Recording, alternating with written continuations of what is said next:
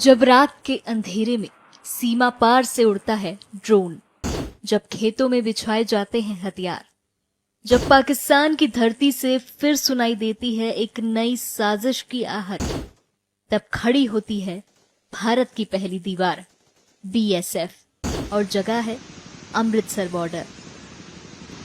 दरअसल ऑपरेशन सिंदूर के बाद भी पाकिस्तान अपनी कायराना हरकत करने से बाज नहीं आ रहा है, लेकिन भारतीय सेना अपनी सतर्कता से हर बार पाकिस्तान का मिशन फेल करती है और उसको घुटनों पर लाती है।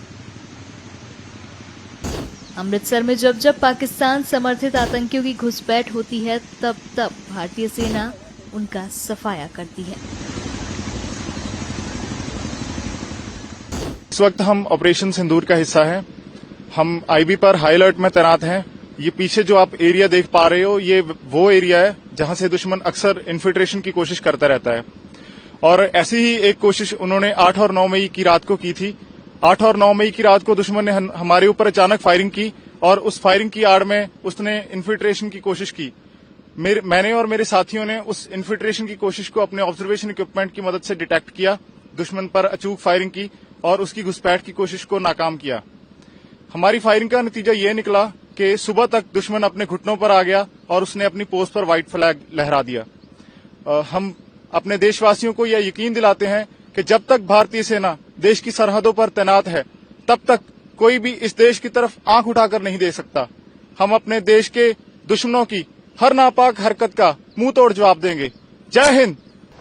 पाकिस्तान की सेना बार बार भारतीय सेना से युद्ध में पराजित होने के बाद अब हमारी सैन्य शक्ति का सामना करने के बजाय अपने नापाक इरादों को आतंकवादियों के जरिए से पूरा कर रही है।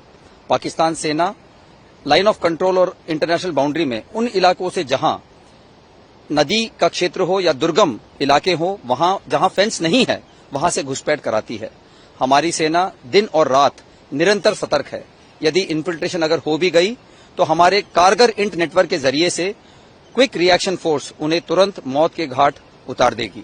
कई बार पाक सेना घुसपैठियों की मदद के लिए हमारी पोस्टों पर फायर करती है, जिसका जवाब उन्हें कई गुना ज्यादा नुकसान दिलाकर हम देते हैं।